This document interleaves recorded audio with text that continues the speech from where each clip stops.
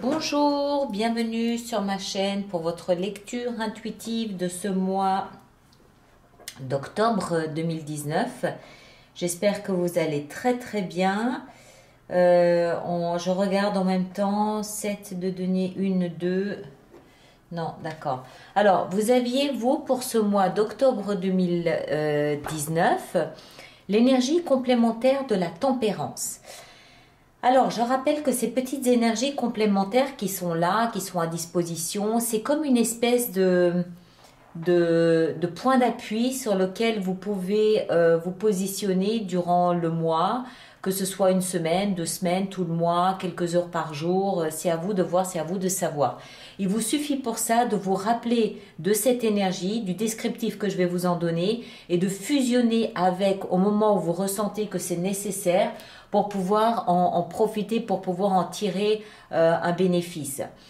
La tempérance, c'est une énergie qui est très douce, elle est très féminine, elle a ce double sens d'être maternante et en même temps un peu divine.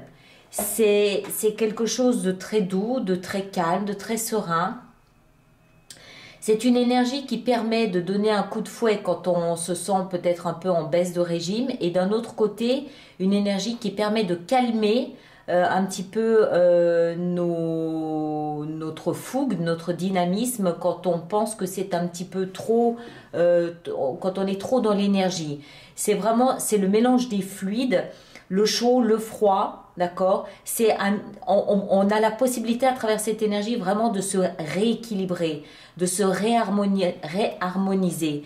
Il y a aussi ici une notion d'émotion. Moi je vous parlais d'énergie, mais c'est aussi au niveau des émotions. Si on sent une émotion plus forte nous submerger, on a cette possibilité de vraiment aller chercher la contre-énergie, la contre-émotion pour adoucir, harmoniser et rééquilibrer tout ça. La tempérance, son nom le dit, elle tempère toutes nos émotions, toutes nos énergies. Mais aussi, elle nous permet de nous rattraper et de reprendre pied, de reprendre un nouveau point d'appui dans ce qu'on vit, d'accord? Encore une fois, ça a trait ça aux émotions. Quand on se sent submergé dans un sens ou dans un autre, on fusionne avec cette énergie et on arrive du coup à rééquilibrer, à réharmoniser, et du coup on se sent plus fort, on se sent plus ancré et on se sent plus centré avec cette énergie-là. Mais c'est très doux, d'accord? Alors, on a ici 1, 2, 3, 4, 5 arcanes majeurs et pas des moindres, d'accord? Beaucoup d'intuition pour vous ce mois-ci. Beaucoup d'intuition, un nouveau début, un nouveau commencement ici. On va entrer dedans, on va voir un petit peu comment tout ça se positionne. On a pour entrer dans le mois d'octobre l'énergie de la force et l'énergie du jugement. Alors, il y a plusieurs façons de lire ça. La force, c'est... On a plusieurs façons de le lire. La force, c'est soit cette force, cette puissance qu'on va aller chercher au fond de soi pour dépasser quelque chose, ou alors l'autre version de la force, c'est qu'on contient, au contraire, par contre, en revanche, on retient les choses, on les empêche de se dérouler. Alors, on va voir, on va rentrer dedans. Le jugement, c'est la renaissance du phénix. C'est un renouveau, c'est un renouvellement, une réjuvénation. C'est la deuxième chance. Il y a une espèce de... C'est le réveil des morts, d'accord? C'est je renais, je reviens, je reconsidère. Il y a cette notion de renaissance, de renouveau. Alors, la force, c'est soit, encore une fois, la force qu'on va aller puiser dans ce renouveau, dans ce reprintemps, ou alors, au contraire, c'est quelque chose qu'on empêche de se dérouler. C'est quelque chose qu'on retient. C'est quelque chose que... Un peu comme si on nageait à contresens. J'arrive pas à savoir dans laquelle de ces deux versions s'applique ici avec l'énergie de la force. Elles ne vont pas tellement ensemble, à mon avis. La force, c'est cette force brute, c'est cette force où on essaye un petit peu de maîtriser sa peur, on essaye de maîtriser, c'est très primaire, c'est très reptilien, on essaie de maîtriser une peur abyssale de quelque chose, et à côté de ça, on a une renaissance. Donc, est-ce qu'on empêche cette renaissance de prendre place, de se mettre en place? Est-ce qu'on a peur de cette renaissance? Est-ce qu'on a peur Parce qu'une renaissance, ça veut dire en fait une deuxième naissance. Donc, on est déjà né. Peut-être que lors de cette première naissance, on a eu très peur. Peut-être que ça s'est mal passé. Il y a des naissances, des mises au monde, on le sait, qui sont difficiles, qui sont pénibles. Et peut-être que la perspective de revenir une deuxième fois au monde, symboliquement, on est bien d'accord, peut-être que la perspective de repasser par où on est passé nous fait peur et c'est pour ça qu'on retient peut-être un petit peu ce mouvement. Je ne peux pas m'empêcher de ressentir ici dans ces deux énergies une crainte, d'accord? Une crainte inconsciente, instinctive de ce renouveau. C'est pas quelque chose qui se fait facilement, c'est quelque chose qui se fait dans une espèce de... La peur est un mot trop fort, mais on va dire peut-être crainte ou peut-être appréhension. C'est peut-être un mot plus adapté, plus juste. Donc c'est comme si le mouvement ne se fait pas spontanément, il ne se fait pas de la fluidité. On observe tout ça avec un petit peu d'appréhension. On va rentrer. C'est peut-être à ce niveau-là que la tempérance vient intervenir. D'accord? Et qu'elle nous permet de calmer cette peur. C'est une peur pour moi qui est reptilienne, c'est une peur qui est dans l'inconscient, parce que ça nous rappelle une mise au monde douloureuse. Je pense. C'est comme ça que je le lirai. On va rentrer dedans, on va voir si je modifie ma perception des choses. D'accord? Ce que vous souhaitez le plus, c'est la grande prêtresse. Alors là, pareil, c'est pas anodin comme énergie. C'est une énergie, encore une fois, toute féminine, toute en douceur, d'accord, mais très puissante. La grande prêtresse, c'est l'intuition. C'est la connexion à l'invisible. C'est la connexion à quelque chose de... C'est comme si, en fait, ce qui se passait ici, c'était quelque chose de... Quel est le terme exact? Je cherche le mot exact. C'est pas quelque chose de rationnel. C'est une deuxième naissance qui se fait malgré vous. C'est comme si c'était quelque chose de destiné, comme si c'était quelque chose de planifié, de prévu, mais que vous le regardez avec encore une fois avec un petit peu d'appréhension. Et vouloir la grande prêtresse, c'est là ce que vous voulez le plus. Vouloir la grande prêtresse, pour moi, ça veut dire que vous souhaitez, pour ce processus, être connecté à l'invisible. Comme si vous vouliez être rassuré, comme si vous vouliez être protégé, guidé, comme si vous demandiez à votre instinct, d'accord, de vous guider à travers cette renaissance. Parce que le jugement, c'est pareil, c'est quoi? C'est une réincarnation. On est dans la symbolique, on est bien d'accord, personne ne va mourir, il n'y a pas de... C'est symbolique, d'accord? C'est après une épreuve, on renaît de ses cendres. Mais c'est un processus qu'on ne maîtrise pas. C'est une force qui est dans l'invisible. C'est quelque chose qu'on ne... C'est pas quelque chose de concret, de tangible. C'est pour ça, à mon avis, que la peur est là. C'est pour ça que la peur est là. C'est parce qu'on sent qu'on ne maîtrise pas le processus qui est en cours. Et on souhaite cette protection de l'invisible. On souhaite être guidé par notre intuition, par notre instinct, là à travers. On se rend compte aussi avec la grande prêtresse que y a des choses qui sont cachées. Encore une fois, il y a cette notion, on est peut-être manipulé par l'invisible, par la vie, pas par quelqu'un, et c'est pas du tout malveillant, c'est pas ça.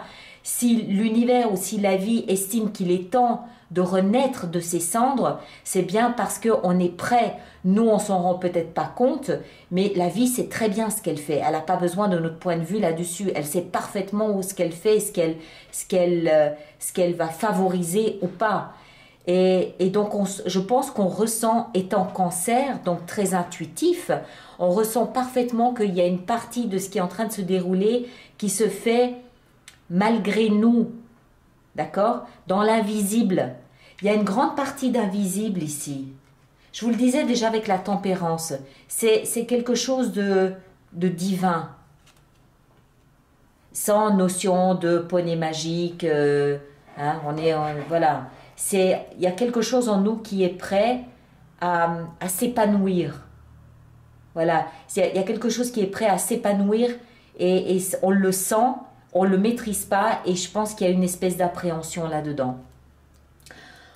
Parce que, encore une fois, il y a plein d'énergie ici qu'on ne maîtrise pas. Le fou, on ne maîtrise rien, c'est l'intuition. L'étoile, c'est l'espoir, c'est la guérison, on ne maîtrise pas non plus. Le jugement, encore moins. La grande prêtresse non plus. Il y a finalement, en fait, ce moi, quelque part, d'une certaine façon, il suffit juste de se laisser aller. Hein?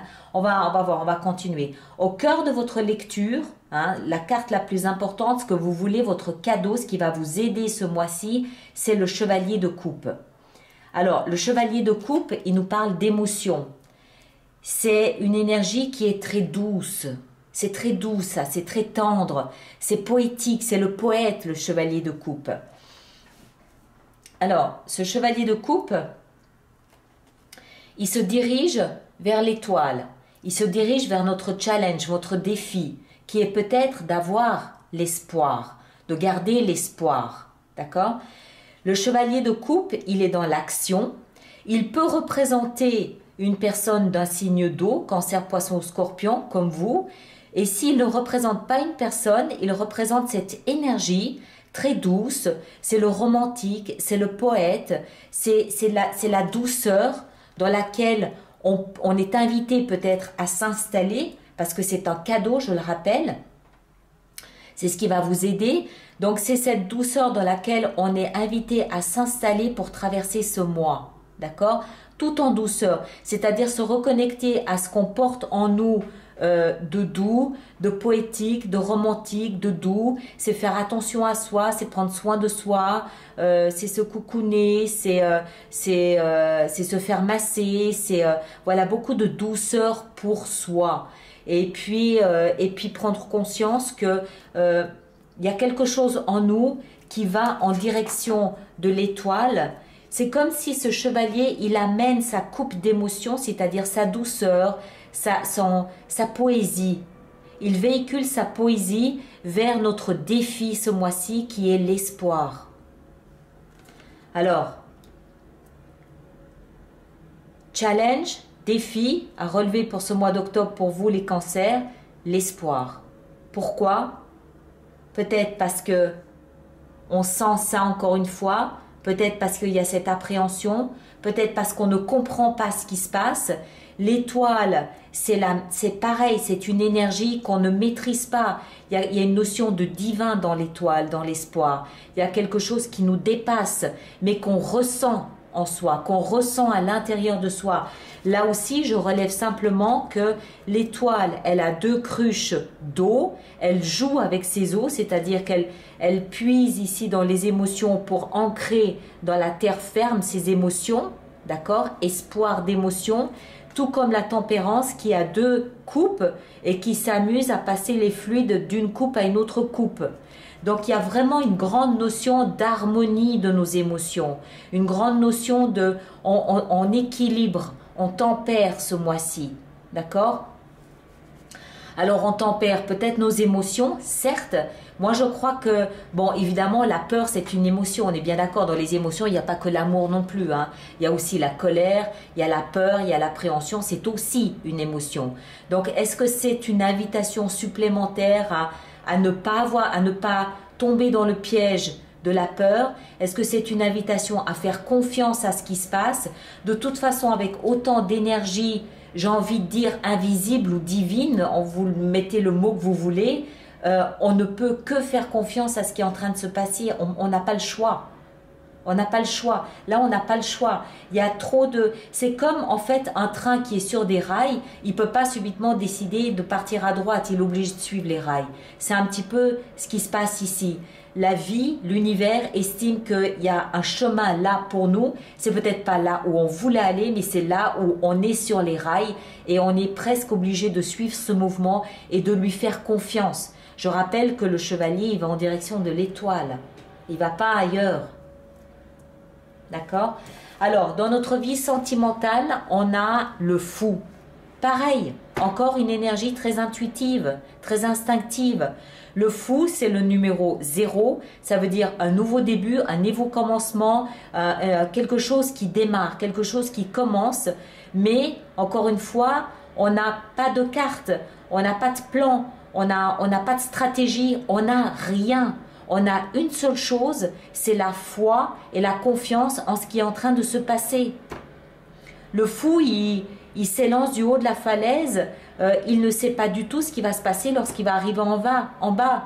Il peut très bien être retenu, il peut très bien s'agripper à une branche, il peut très bien y avoir un trampoline en bas, il peut très bien tomber dans les bras d'un magnifique pompier, sapeur-pompier, comme il peut s'écraser. Il n'en sait rien, mais il écoute ce qu'il a dans son cœur, il écoute son instinct, il écoute son intuition, il a confiance en sa vie, il a confiance en ce qu'il ressent et il y va. Encore une fois, même notion, d'accord? Faire confiance à ce qui se passe. Dans notre vie professionnelle et financière, on a la 7 de denier. Alors, la 7 de denier, elle nous parle de bilan. On fait une pause, à l'image ici du bonhomme qu'on voit, on fait une pause et puis on fait le point. On regarde, on se retourne et on regarde ce qu'on a fait jusqu'à présent.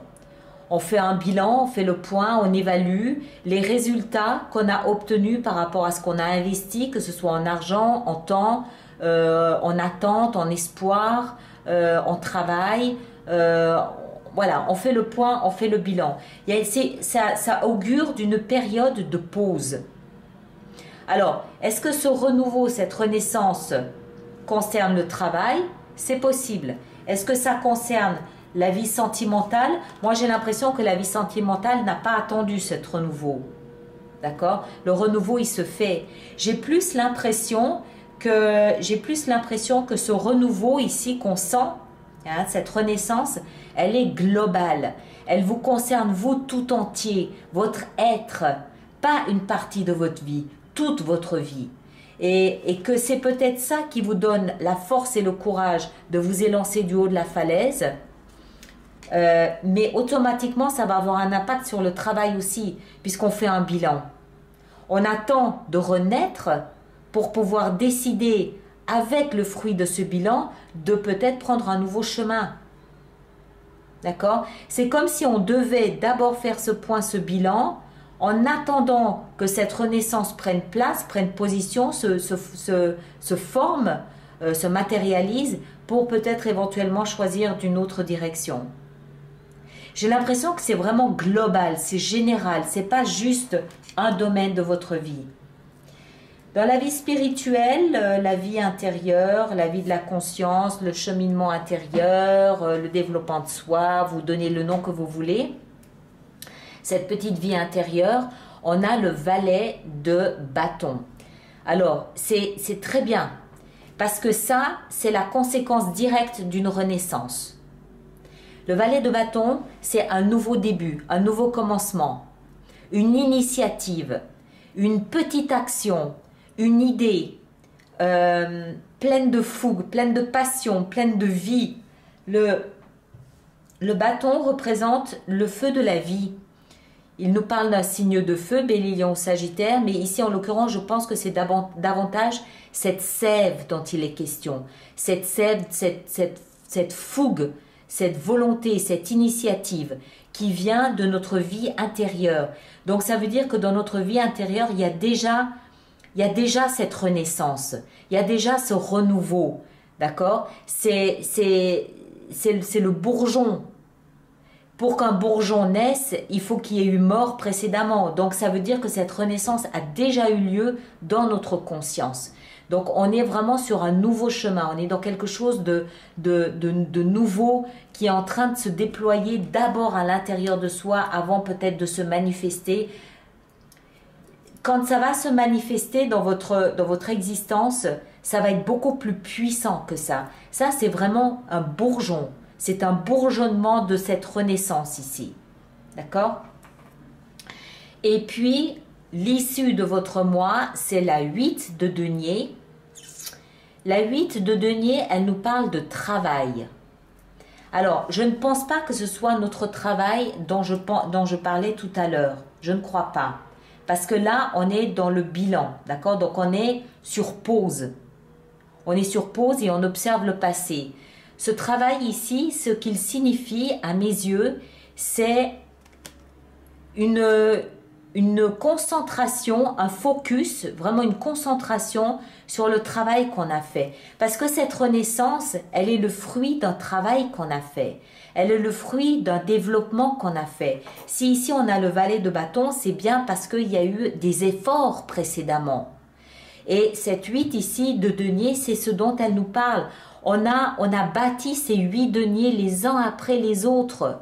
On s'est concentré, focalisé, à peaufiner, à être vraiment un expert dans l'art de ciseler ces deniers pendant peut-être 8 ans. C'est peut-être le fruit de 8 années de travail intense à l'intérieur de soi qui aujourd'hui se manifeste par une renaissance du phénix. D'accord? Je pense que ce 8 de denier ici, il nous parle, il met l'accent sur le travail qu'on a réalisé durant ces années passées. Le focus, l'attention, la concentration dont on a fait preuve ces dernières années pour arriver là où on en est aujourd'hui. C'est un moi, c'est une énergie très puissante. Il y a beaucoup d'énergie invisible. J'ai pas l'impression qu'il y ait grand chose à faire, même au niveau du travail. Il s'agit plus ici peut-être d'observer ce qui est en train de se passer d'abord à l'intérieur de soi, puis à l'extérieur. Mais il y a beaucoup de puissance extérieure, il y a beaucoup de force extérieure à vous ce mois-ci qui entre en jeu dans votre existence. Beaucoup. Mais encore une fois, j'ai pas l'impression qu'il y ait grand chose à faire là. À part tempérer peut-être de temps en temps, quand on sent peut-être une petite appréhension poindre, quand on sent peut-être une petite bulle d'angoisse commencer à monter depuis nos intestins, depuis nos tripes, peut-être calmer un peu le jeu, pardon, et puis prendre conscience peut-être de cette fougue, de cette passion qui est en train de s'installer dans notre vie intérieure, dans notre vie existentielle, notre vie spirituelle. Mais c'est magnifique, mais c'est surtout extrêmement puissant. C'est fort, hein, c'est vraiment le jugement, l'étoile, la grande prêtresse, le fou, et la tempérance, c'est très fort, très très fort. Alors, on va voir comment on peut faire notre extension sur Vimeo. Alors, je rappelle que les extensions sur Vimeo sont un approfondissement, cette lecture prise et approfondie. Vimeo étant une plateforme de location et de vente de vidéos. Le lien pour cette extension se trouve dans la fenêtre de dialogue sous la vidéo, ou alors vous pouvez aussi aller directement sur vimeo.com. Vous tapez Alice Nicolas et vous arrivez sur ma page des extensions. Vous choisissez le mois d'octobre et vous prenez le signe qui vous intéresse. Pour ceux qui vont régulièrement prendre ces extensions, je rappelle qu'il existe un programme d'abonnement qui vous ramène qui vous ramène l'extension à un coût moindre. Voilà pour ma petite annonce. Alors, on va rentrer là-dedans. On va commencer à en mettre une sur la tempérance. La tempérance. Alors, qu'est-ce qu'on a avec la tempérance? On a le pape. Ça brille un peu, hein? Il y a plein de dorures sur ces cartes, c'est pour ça. Le pape, donc le pape c'est vraiment, c'est l'ancrage, c'est l'institution, c'est lourd, c'est posé, c'est ancré, c'est solide avec la tempérance. Donc quand je parlais de nouveaux points d'appui, c'est un point d'appui solide. On a ensuite, on va en mettre une, je pensais à la force, 6 de denier, l'échange. Et une sur le jugement. Qu'est-ce qu'on a avec le jugement? Je rappelle que je peux décider sur Vimeo de rajouter encore des cartes si j'ai besoin d'une explication supplémentaire. Hein. Le jugement, on a la 7. Alors, cette renaissance, je crois qu'on ne voit pas très bien de quoi il s'agit. Il y a une espèce de... Il y a une espèce de brouillard, de flou artistique autour de cette renaissance. Je pense qu'on comprend. Encore une fois, pour moi, ça veut dire qu'on a une perte de maîtrise, on a une perte de contrôle sur ce qui est en train de se passer. La grande prêtresse. Qu'est-ce qu'on a avec la grande prêtresse? On a un nouveau début, un nouveau commencement. Le valet de coupe. Qu'est-ce qu'on a avec le valet de coupe? Le valet de coupe, on a la 8 de bâton. Communication. Avec l'étoile, qu'est-ce qu'on a avec cette étoile? Très belle étoile. On a la 10 de coupe. C'est un défi, un challenge. Le fou, qu'est-ce qu'on a avec notre fou dans la vie sentimentale? Vie sentimentale, nouveau départ avec le fou. La 9 d'épée, angoisse autour de ce nouveau départ dans la vie sentimentale. Quelques petites angoisses à ce niveau-là. Avec la 7 de denier dans notre vie professionnelle, qu'est-ce qu'on a? On a la 3 de bâton. La 3 de bâton confirme cette attente. Il n'y a pas grand-chose à faire au niveau professionnel là pour l'instant. D'accord? La 3 de bâton, elle confirme qu'il faut attendre un peu, il faut faire preuve de patience. Le valet de bâton dans notre vie spirituelle, on a l'ermite, introspection. Et la 8 de denier en issue de mois, qu'est-ce qu'on a en issue de mois avec la 8 de denier? On a celle-ci ici, le roi de denier. Très bien.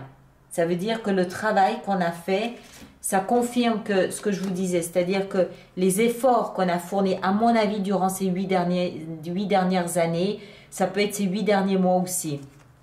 Mais les efforts qu'on a consentis, les efforts qu'on a fournis, on est prêt à bâtir durablement et solidement pour de longues années à venir avec le roi de denier. Voilà, je vais probablement rajouter encore sur YouTube, je verrai, hein, sur YouTube, sur Vimeo. Voilà, je vous remercie beaucoup. On se retrouve alors soit sur Vimeo pour l'extension, soit en fin de mois d'octobre pour la lecture de vie sentimentale pour Halloween, comme je vous en ai parlé, avec extension là aussi. Merci beaucoup, merci de partager, de liker, de vous abonner et puis à très bientôt. Merci.